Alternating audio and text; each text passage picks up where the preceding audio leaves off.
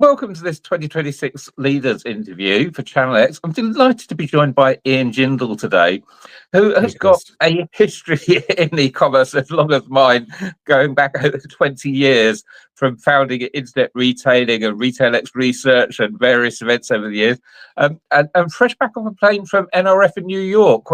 Welcome, Ian. How are you? Well, I'm great. Lovely to see you, Chris, although sadly not in real life this time. Yeah, we will meet soon enough because there are so many events going on during this year. But Ian, I first of all, I want to congratulate you for being one of the people that a couple of decades ago saw that community was going to be so important to e-commerce, both sometimes just for a friendly face to speak to and say, hey, are you having the same issues as me? But often for learning and networking and growing our businesses. And I know we do so many events at RetailX today, from conferences to dinners. We arrange one-to-one meetings for real-world connections. And obviously, we launched the ChannelX event 4 years ago. But tell me, how did you see 20 years ago that these connections and networking and community was going to be so important when it was just online retail? It was just like the high street, only on the interweb. Well, I mean, I can't take any credit for that. There's always been the 3 C's of content, community, and commerce. And before my life in retail, I'd spent time in a .com, previously in online publishing, and before that in science and medical publishing. And so wherever you look, there are these communities of experts. So whether you're a cardiothoracic surgeon, a combinatorial mathematician, a European business leader, everybody has a group of people who notionally you might want to compete with, but they are the only other people who know how hard it is to do the things that you're trying to do. And so there's been a natural tendency, I think, for not mediocre people, who think, oh, I know a little bit, I need to protect it, but people who know enough to know that there's a vast amount more to know. That's the first thing. And secondly, that just telling someone the answer doesn't actually help them do it.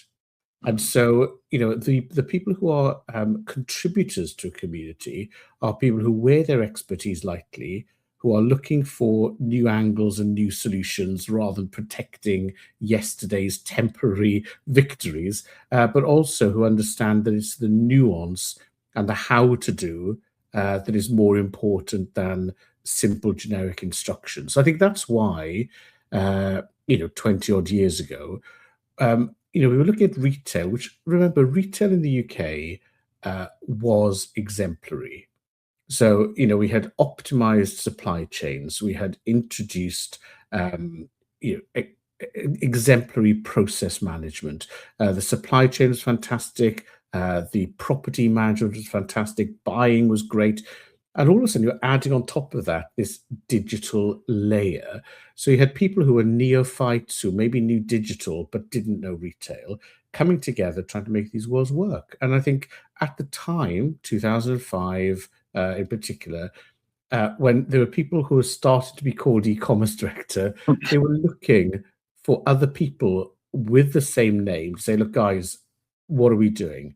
And I think we've seen that community build and develop. And each time there's a new capability, those people with the new skills or transitioning skills understand that the best person who understands them is somebody else with expertise, albeit in a competitor, collaborator, supply chain partner, or somebody who's looking at it. So community, not in a wishy-washy way, but community of the best is what drives the commercial results for today and tomorrow.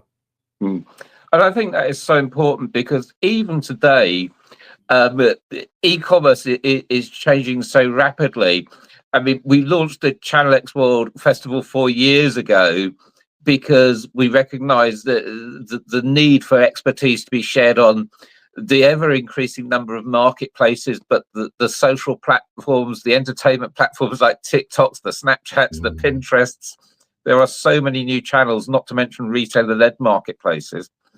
But we've got so Mm. many events happening this year at RetailX here, kicking off with Commerce Media on the 14th of May. And a big part of Commerce Media is the Retail Media X Festival conference.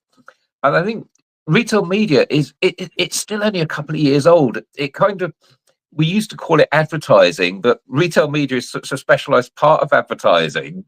Can you Yes. tell us what we can expect at Retail Media X Europe on the 14th of May? Well, I think there's the disciplines of retail media or commerce media, performance marketing, trade marketing, call it what you will. Often the naming is based upon your own career trajectory. But the thing that's important about retail media is it is at the vanguard of the movements of data, transparency, measurement, AI, all coming together with a silo-free view of the customer.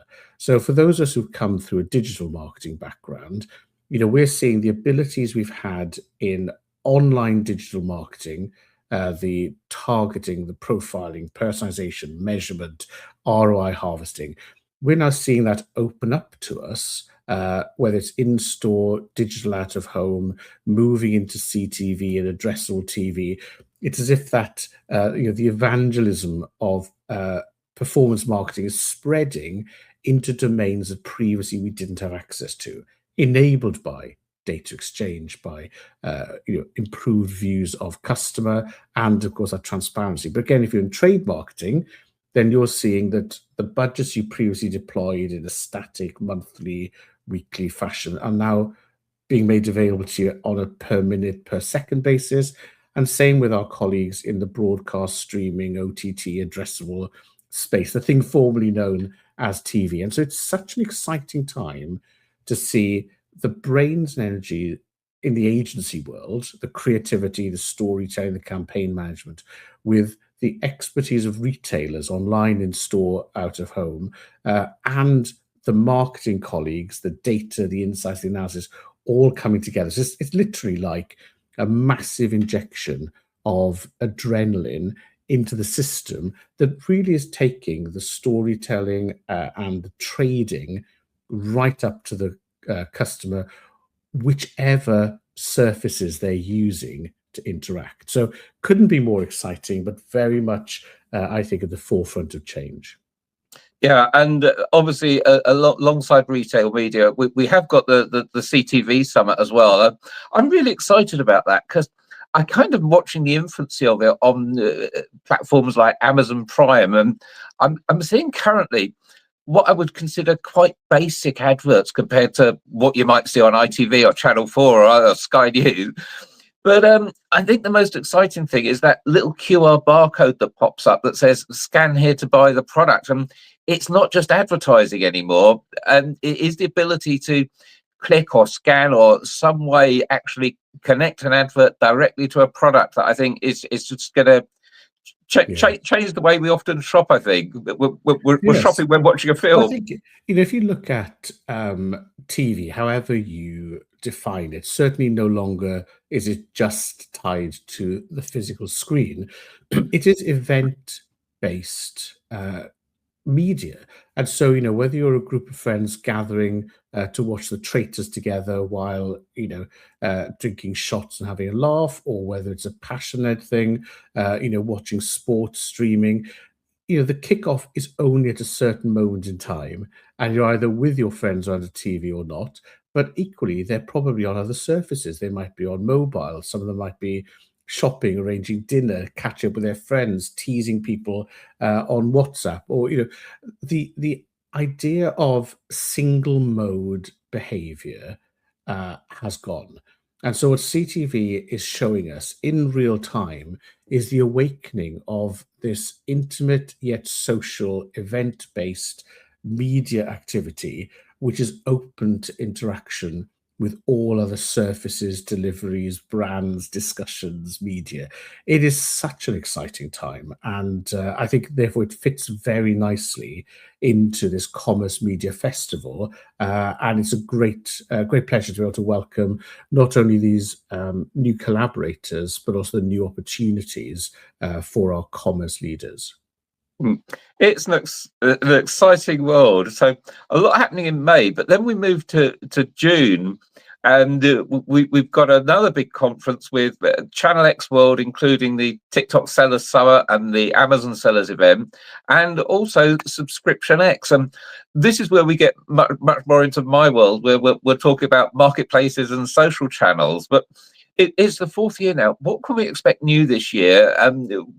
Why should we be excited about marketplaces still, even though we've been selling on marketplaces for 20 years? I think the real change, and I think this paints me into a corner of being slightly older, is that the marketplaces have matured enormously. And so there are a number of trends that are all coming together. Firstly, I think the professionalization of marketplace sellers. So without denigrating any of the early pioneers who were basically customer-to-customer sellers or solopreneurs, what we see now is that the marketplaces have been adopted by the tier one retailers and brands, and so seeing their continued growth, collaboration, their use of the platform is really exciting. Secondly, the way that marketplaces as a platform for commerce, opening up global entrepreneurship, partnership activity, and that connection, of course, to data and retail media and advertising, that closed circle is exciting. And following then on from this new channels approach is the way that social commerce has gone from being a little add-on to people talking to each other, on TikTok and so on, to be an incredible channel. Again, I'm excited to see this combination of the world's biggest brands along with fast-moving solopreneurs in this new commerce space. And I think if you add in Subscription X as well, where we have a business model change, where we're seeing the combination of recurring income and retained income, loyalty and membership coming together from other domains.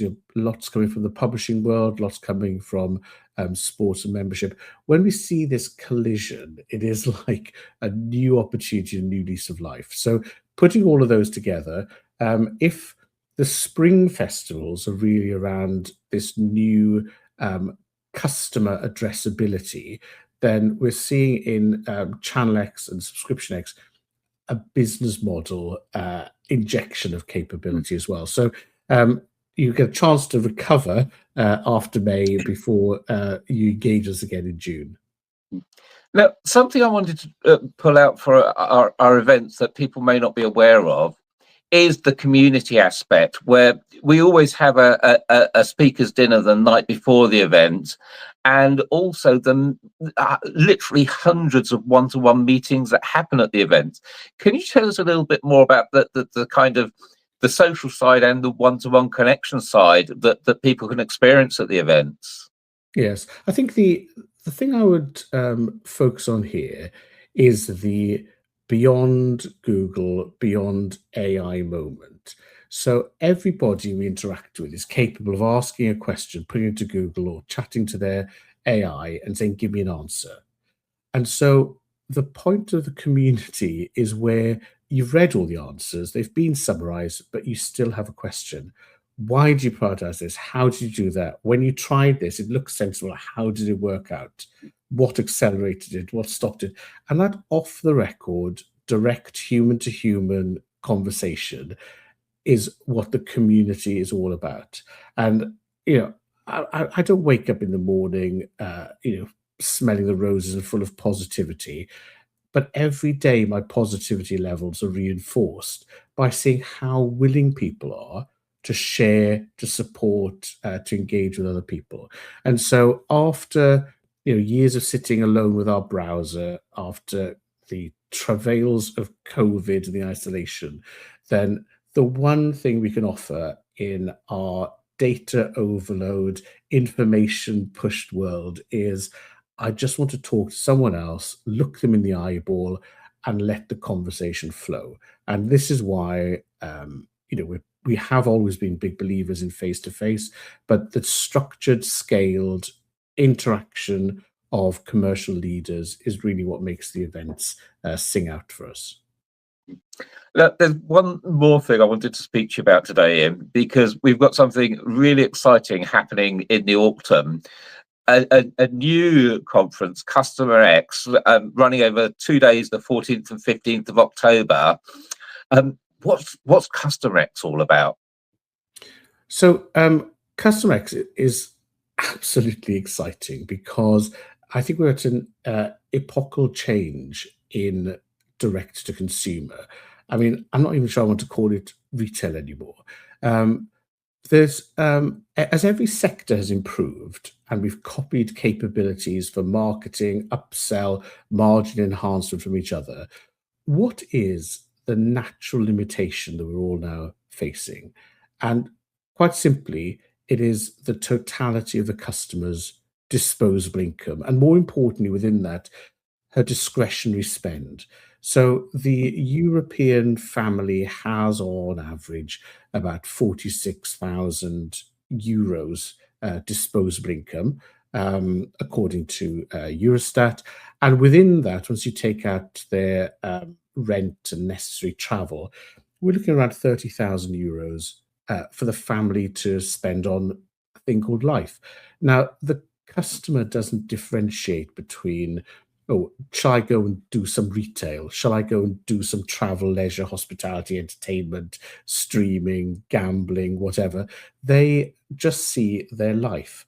And so at Customer X, we're taking a cross-sector, customer-centered view and bringing together people from across all direct-to-consumer verticals, the commercial leaders who are all out to maximize their take of the consumer's discretionary spend. And at the event, it's all about this connection, because ultimately we can copy other people, we can compete with other people, or we can collaborate. But whether we do one or all three, this is the post-sector, post-vertical, customer-centered commercial event where we're after that discretionary spend. And I think that's really interesting because I sometimes view my discretionary spend as essential spend when I really, really want to do something. I mean, there's things we all need, like clothes, for example. But even on clothes, do I buy just what I need, or do I buy the clothes I like? But also, the clothes aren't the end game. The game is what you're going to wear the clothes for. And so, if you look at things like a typical Friday night, the customer doesn't want to say, I now have to do my grocery shopping, then I have to do my snack shopping, then I have to get my clothes ready, then I have to make sure my Netflix subscription is up to date. We force them into these transactional silos because they have no choice. But, a Friday night now would involve Netflix because you're watching something with your friends, the co-op because you can get easy deliveries, basket level, PepsiCo because you might be buying Doritos so that you can munch them, and Diageo because you want some drinks as well. So, you have 5 verticals involved, and the combination of agentic AI, the universal commerce protocols, the collaborations between those great D2C businesses mean that Friday night planning is more of a discussion where we're welcomed into the customer's life. And now we don't say, oh, I want to maximize my spend on Doritos. We're after taking the biggest share we can of the available leisure discretionary experience. So at Customer X, we're going to be bringing together the leading D2C brands, retailers, service providers, experience makers, along with the commercial leaders in those businesses who are looking to build off the capabilities in retail and commerce media, build off the new business models we've seen in ChannelX and SubscriptionX, put everything together, AI, data, transparency, business models, commercial arrangements, to delight, but also service the customer and her discretionary spend. Fantastic. It's going to be an exciting end to the year. And for anyone watching this that wants to attend any of the events, I should say I will put all of the links beneath. But if you simply go to RetailX.events, you will find all of the events listed for the whole of 2026. But Ian, thank you so much for your time today. It's been fascinating, and really looking forward next time to meeting you in person at the first event of the year. Looking forward to it. Media. Countdown to May. All the best, Chris. Nice chatting. Thanks, Ian.